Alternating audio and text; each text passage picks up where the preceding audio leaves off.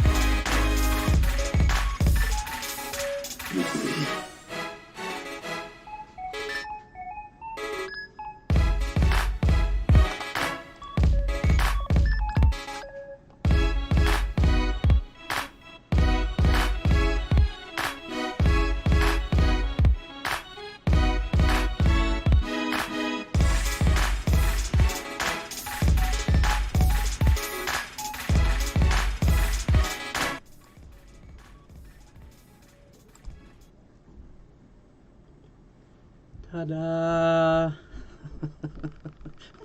Was it worth it? I don't like that countdown thing, man. I'm sitting here getting all stressed out about it, like freaking out. Like, let's go. What are we waiting around here for? Plus, it's like the big countdown. It's like me. I don't know. So this is the second time I've done this. I added fancy graphics, although my hands get cut off, so that's stupid. But it's a work in progress. We're getting there. Spent all day doing this. I don't know if any of those things work, by the way. I don't know if the donation counter works. I don't know if the follower counter works. I don't know if a single thing works. We'll see if we get any followers that are new. If you're not a Cheese and Packer follower, please follow the page, and we'll see what happens. And if nothing happens, which is exactly what I anticipate, then that sucks. And I got the taco fund because why not? Speaking of, while we wait for somebody to call in, by the way, anytime, call that number. I don't know if it works. It should. It worked last time. Some people said the phone number didn't work, but I got some phone calls. It worked just fine. When is the call-in stream planned for? Right now. I can't respond to text messages right now. What was I talking about? I don't know. Oh, yeah. Thank you very much to Woody in Arizona for jumping in the Venmos. I really do appreciate that. I'm honestly not sure if that's what I was about to say or not, but thank you for that. Oh, topics. This thing still sounds like it's all really loud. Really loud, really loud, really loud. How's that? It seems all right. Coaches. What do you think, man? What are you thinking? What are you thinking about the coaches? Any thoughts on the coaches? Any coaches you like? Or what else? Oh, the draft. I've got my handy dandy little cheat sheet here. If you want me to look up any prospects, I could talk about it. Or like I said, you could literally call in and talk about whatever you want. I don't care. I genuinely, I don't care. I'm here to be your friend, your motivator, your counselor, your brother. I'm here to be your confidant. I don't know. I'm out of things, but go ahead and try it. Try it. Also, somebody do a message. Are there any? Oh, cornerback in need in the draft. Thank you, Patrick. That should have popped up on the stream, I think. Do I have a... I do have a chat box, so that's not working. But thank you, Patrick, for jumping in. Why don't we start there? Why don't we start with the cornerbacks for the class? Any cornerbacks in particular that you like? Mr. Patrick, who is a top fan of the page, by the way. Any thoughts? What do you think? Because I'm kind of blanking on who the cornerbacks are. Could we, I'm going to call the phone number. I'm going to call the phone number right now, make sure it's working.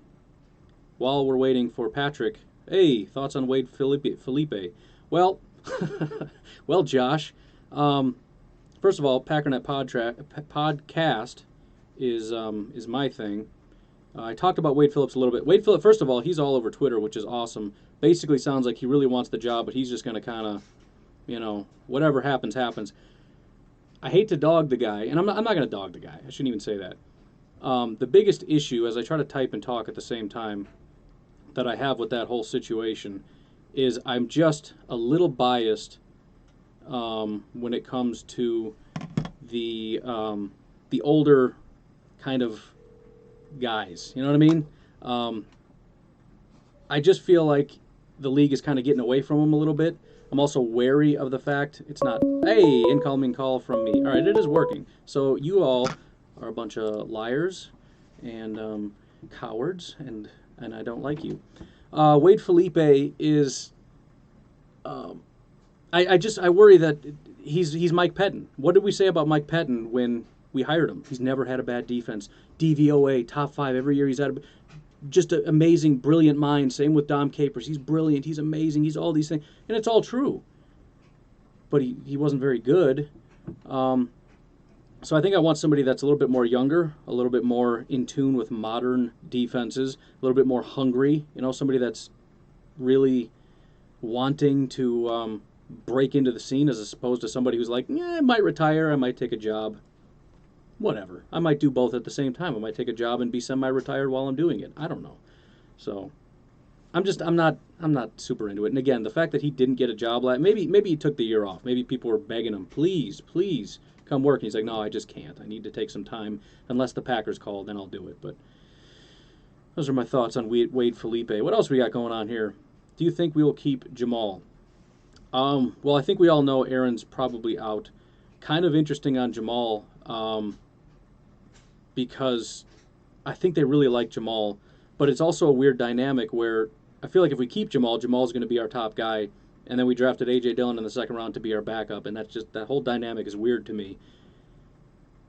And so I kind of like the idea. I love Jamal, but I don't mind the idea of not paying either of them, moving Jamal or A.J. up to that number one spot.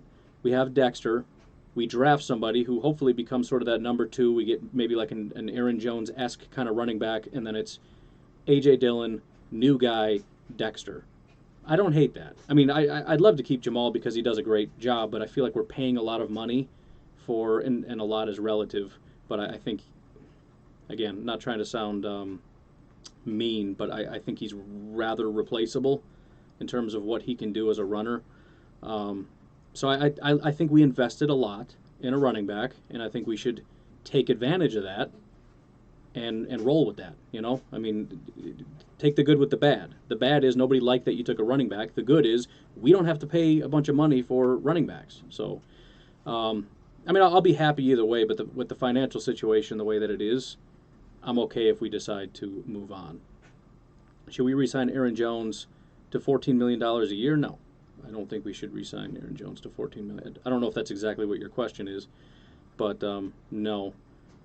$14 million a year, is that too much? Yes, it is. I wouldn't pay him $10 million a year because, again, we don't have to. I mean, look, if we were flush with cash, if we're the Indianapolis Colts and we've got like $80 million and we don't even know what to do with it, all right, whatever. Here's $10 million. Stick around, cool. We don't have any money, and I also think we've got a situation with a head coach that I'm not going to say anybody can come in and do what Aaron Jones does because he's a special running back, but I also think that I'm talking too much now. Nobody's going to want to call in.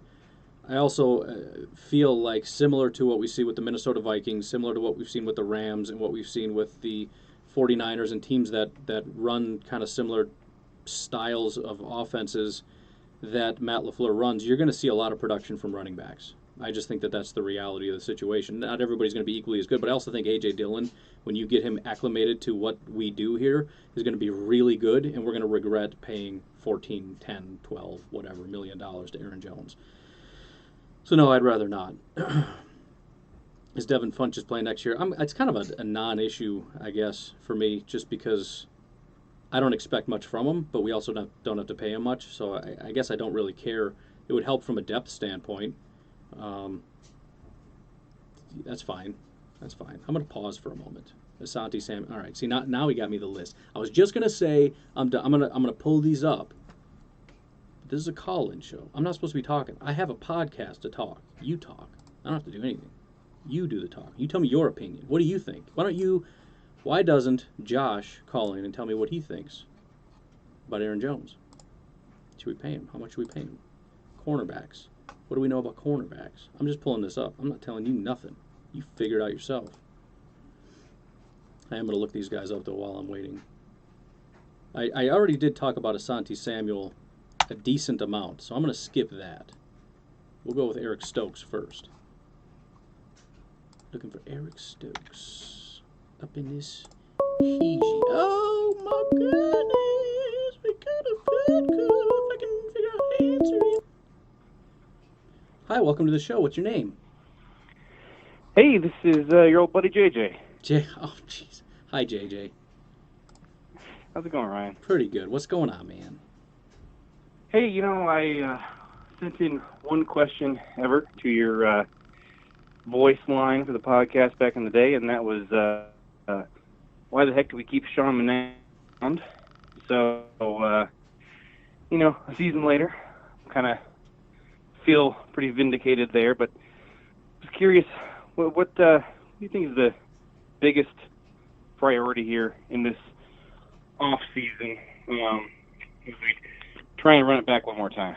Yep. It's a big question that's been going through my mind all week. I'm sorry, did you ask the question?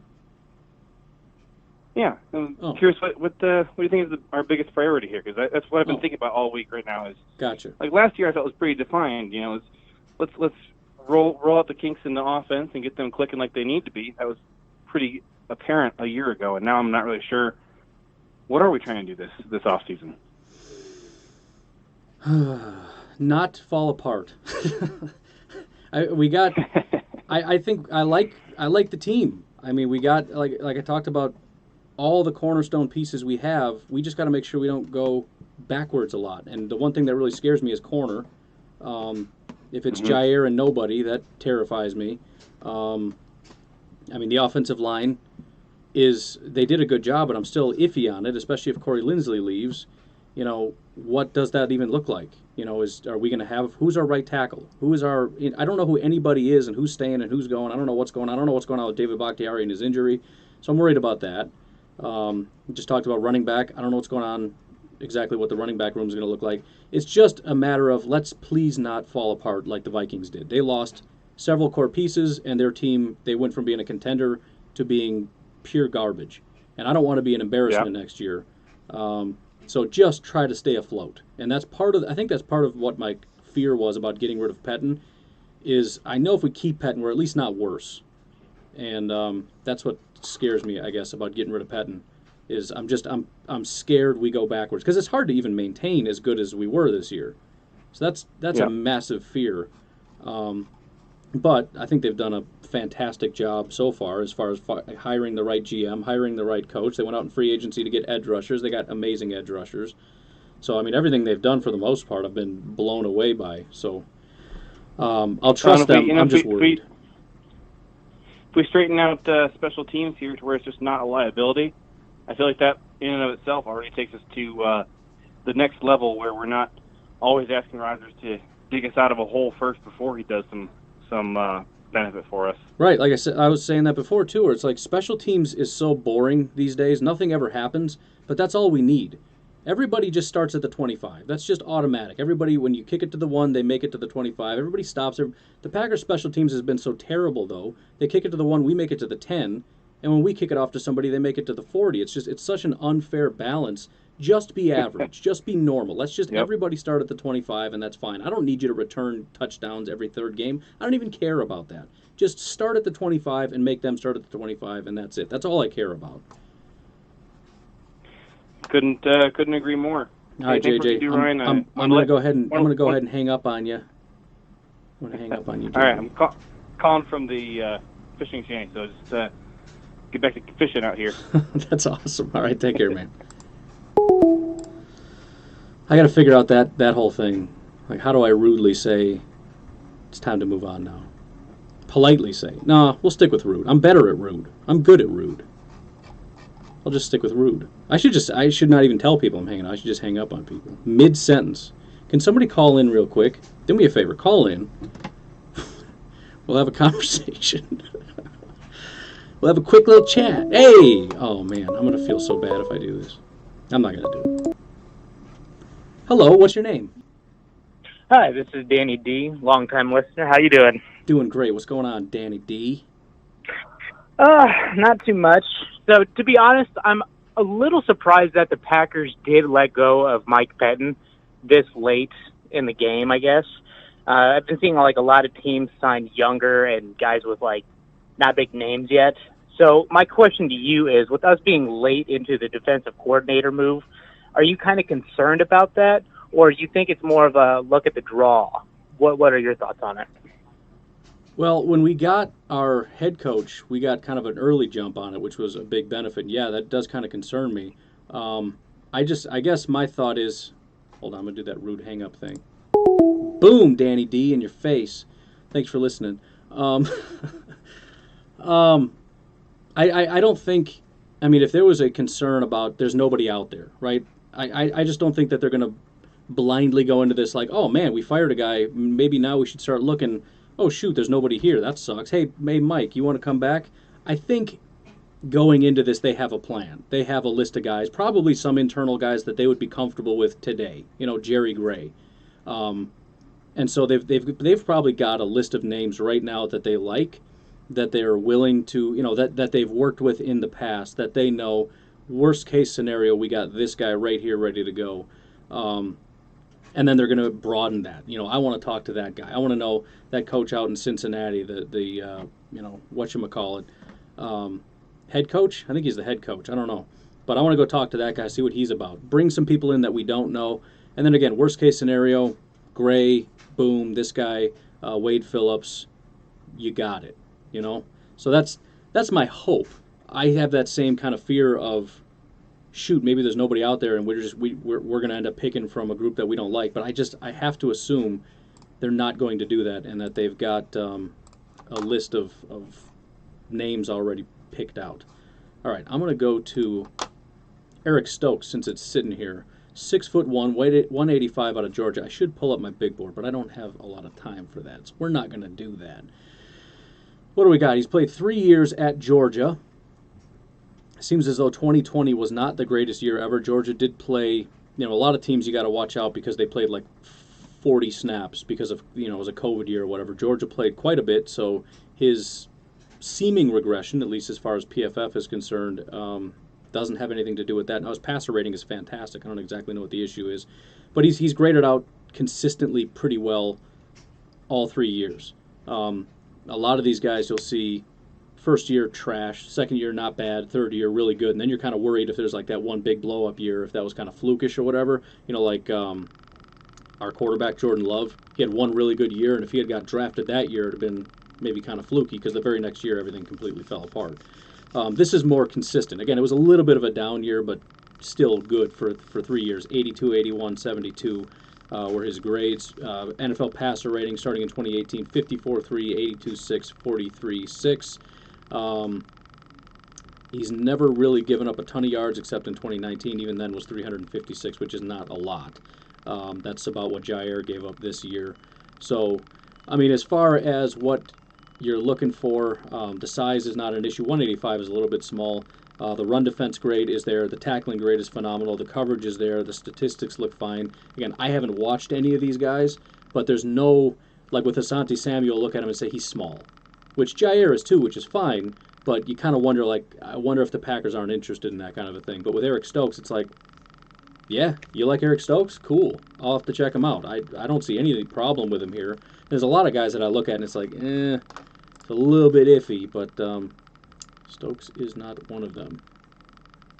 Thoughts on the fourth down call in the NFC Championship game? I'll look at some other of these guys. I don't want to just sit here and read PFF stats for a long time. That would be boring. Thoughts on the fourth down call in the NFC Championship game? Should have gone for it. Here's my biggest issue, Josh.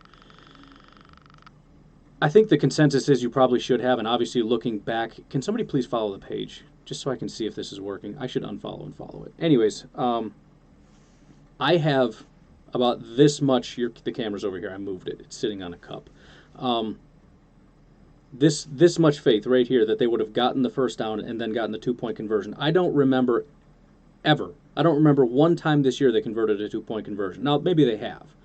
I don't remember them ever doing it. I can remember failing a dozen times, but the odds that they're going to score and get a 2-point conversion, and then if they don't, they have to get a stop and then score and get a 2-point conversion. The benefit here is, what's more likely? You either score and get a 2-point conversion, or you get a stop and then score and get a 2-point conversion, or we're just going to kick a field goal and get a stop, and then we just need a touchdown. We don't need a 2-point conversion. It seems like the second one is a lot harder. It just felt like it's not, though.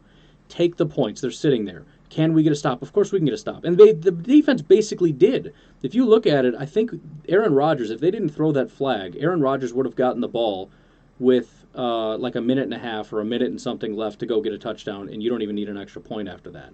If they don't throw the flag, there's a good chance the Packers win the game. So I know I'm in the minority. I know most people don't agree with that. Even Matt LaFleur will probably come back and say I should have not done that.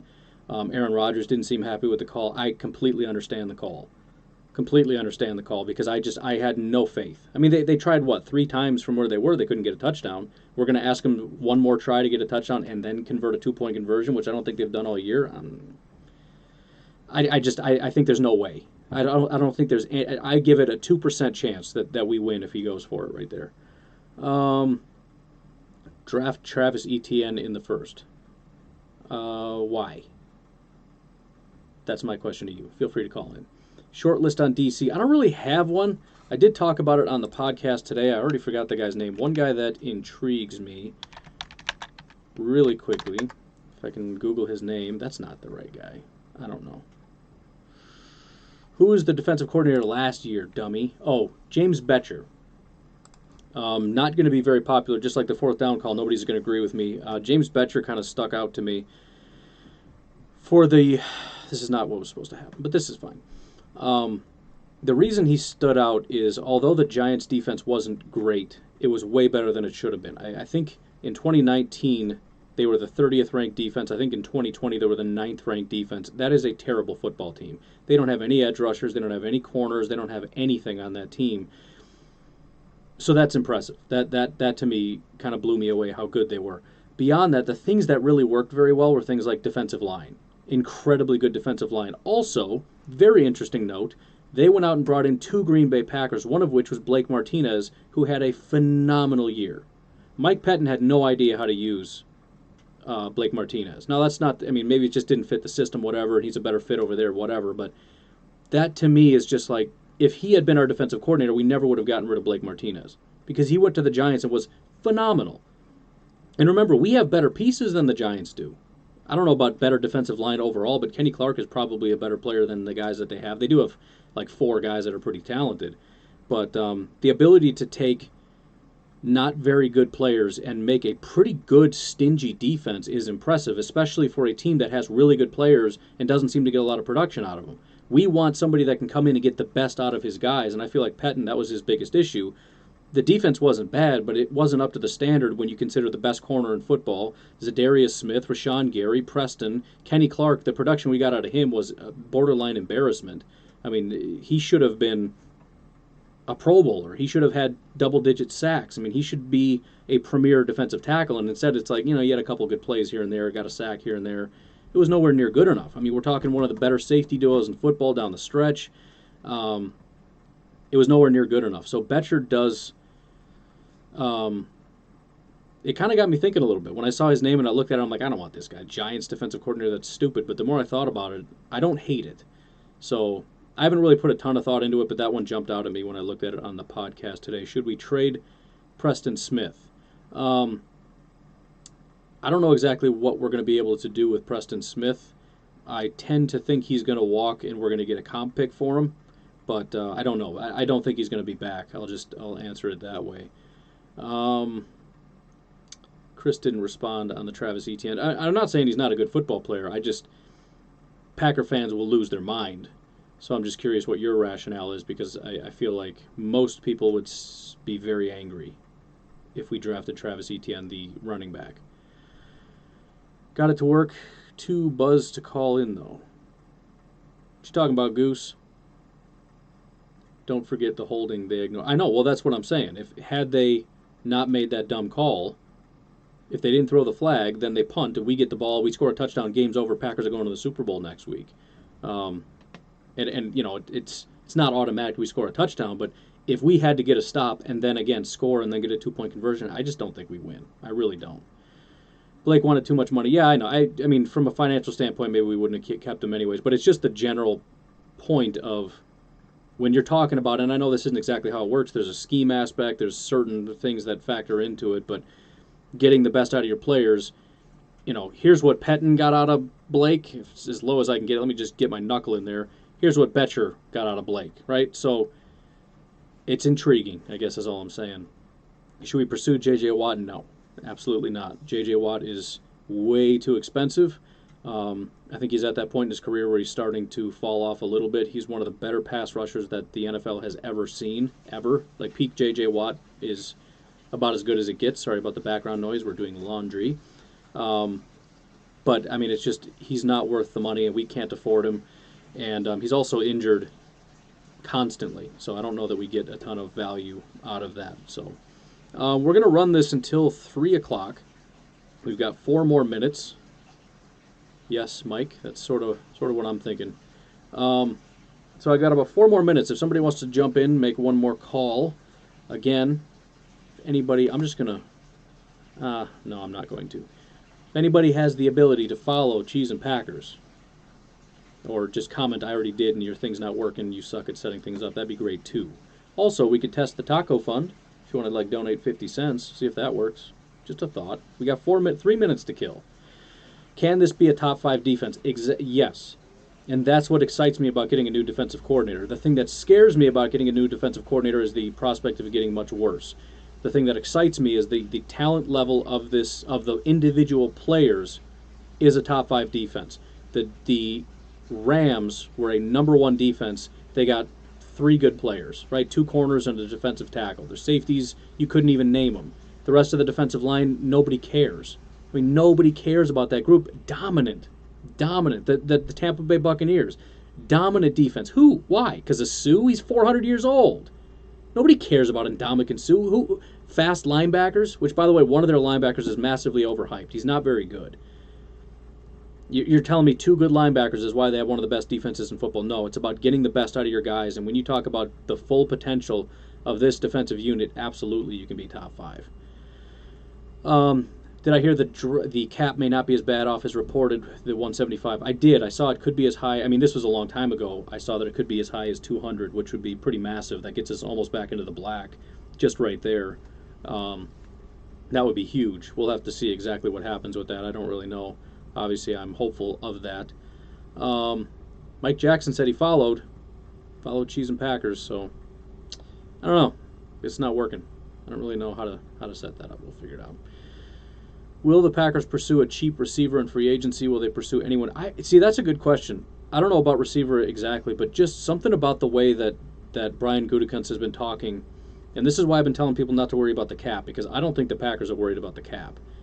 They talk as though they've got plans for free agency. They've made comments in regard to, there's going to be guys that are available in free agency that we're not really used to, and we want to make sure that we can position ourselves to do this and that. I think they're going to do some stuff. I had this weird, I don't know if it was today or yesterday or what, but I had this weird, gut feeling like, dude, they're going to do something big. And this is not me dog whistling about Aaron Rodgers. I promise you. It's just, I just got this feeling like, dude, something big is going to happen. I don't know what it is. And I tried to think, what are they going to do? But it seemed weird because it's like, I know they don't have money. And I got a pretty good feeling that they have intentions in free agency. I don't know. I just got this weird feeling they're planning on doing something kind of big, and I'm not exactly sure what that is. Another easy one. How much faith in Goot do you have? I have a lot of faith in Gutekunst. I think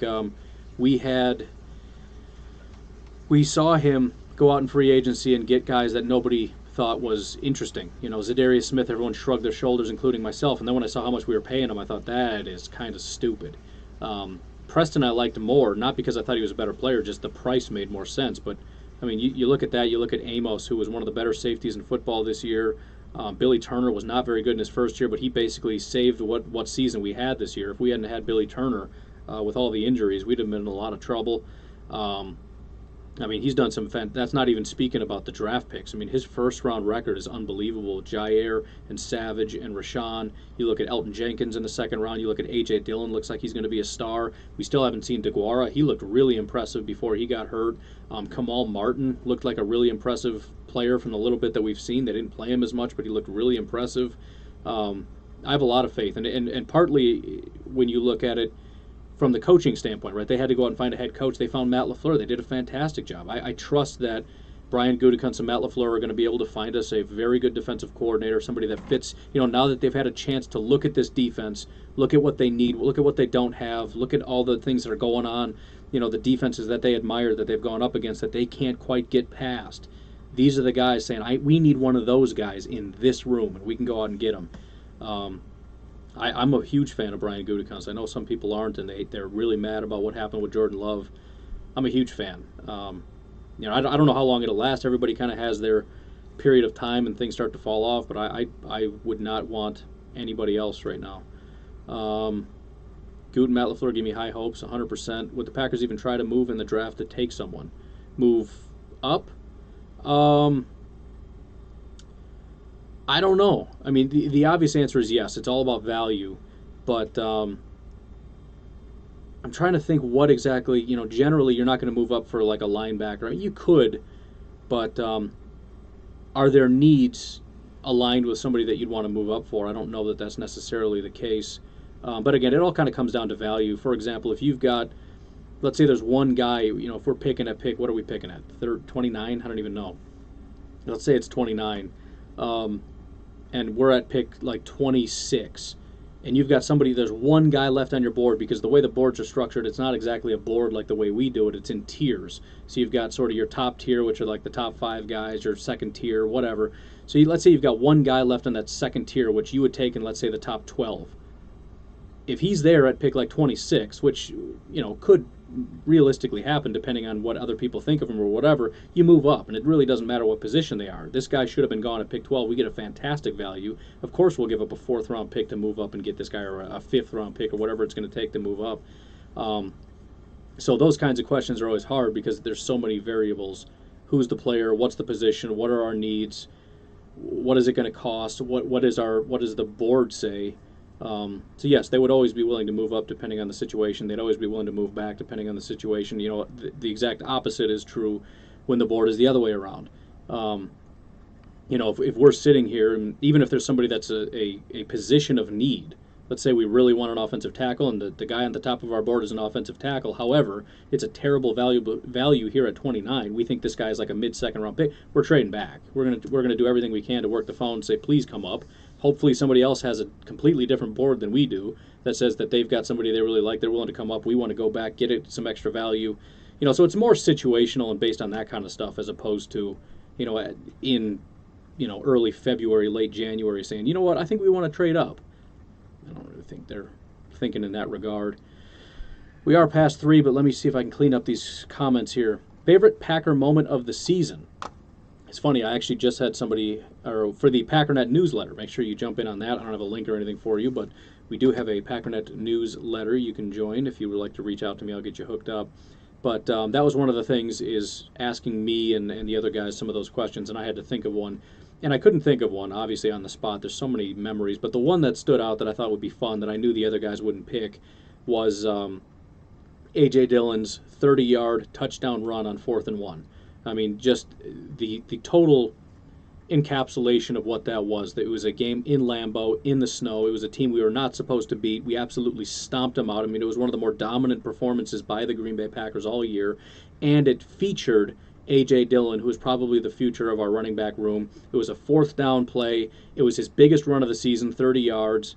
And he got a touchdown out of it. I mean, it's just everything about it was beautiful. Were there more exciting moments where I jumped out of my chair? Probably, but that one just stuck out as kind of that was a very, very cool moment on the season. Justin, and this will be the final one, and we're going to get out of here. Justin says, haven't had my ear to the ground when it comes to the draft, but a big part of me really wants to trade back and trade the pick away. Thoughts?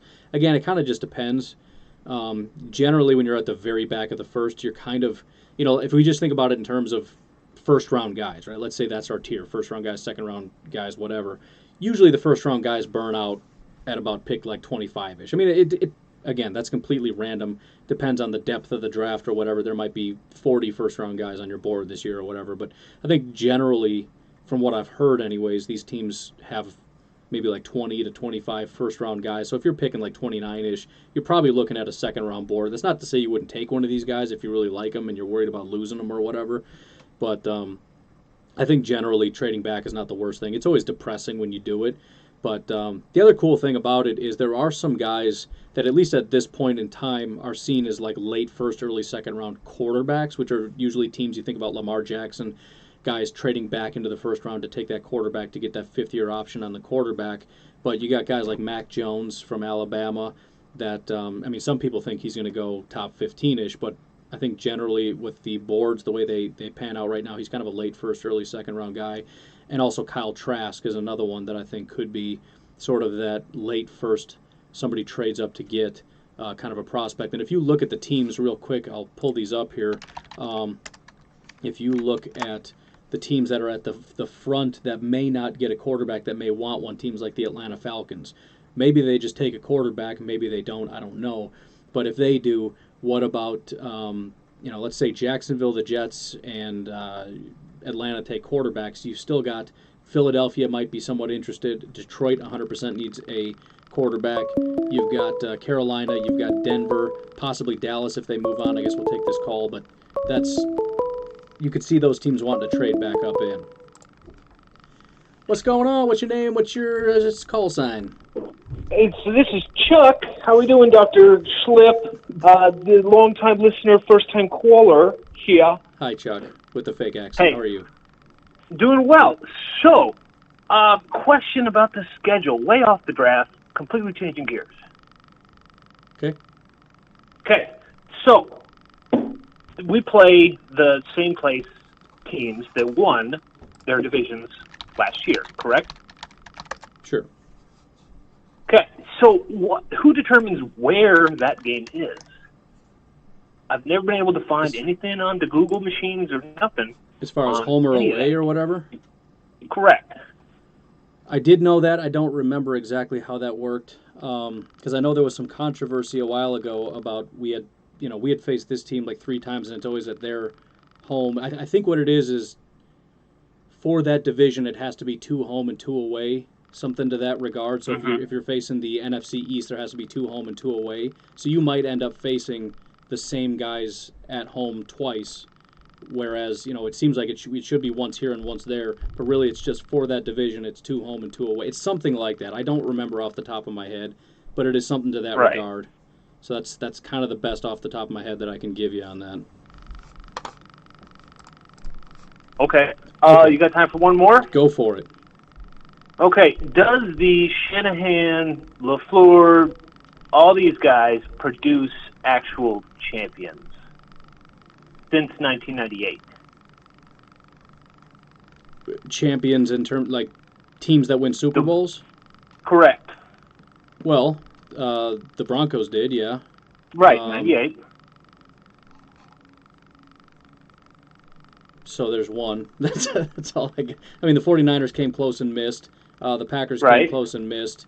The Rams came close and missed. So I guess, I could see where somebody can make the case where you're good and not good enough, but I don't think, winning a Super Bowl it's always elusive. You know what I mean? It's always extremely difficult, and I don't know if we can boil it down to, if you're really, really good, but you just can't win that last game, it's because the Shanahan scheme it's got this weird quirk where it's never quite good enough.